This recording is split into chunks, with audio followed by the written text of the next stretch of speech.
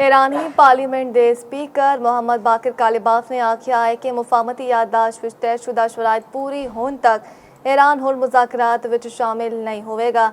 Iran वालों जारी मौजूदा मुलाकातां दा मकसद MOU के तहत किए गए वादियां उत्ते अमल दरामद नूं यकीनी बनाना है। यह फैसला किया गया सी कि लेबनान, ईरान, अमरीका लेबनान विच जंग के खात्मे की निगरानी लई एक मुश्तरका कमेटी कायम करांगे। मुफाहमती याददाश्त के मुताबिक अबनार हुर्मस तो बगैर किसी लागत के लगन की इजाजत सिर्फ 60 दिहाड़ लई होवेगी।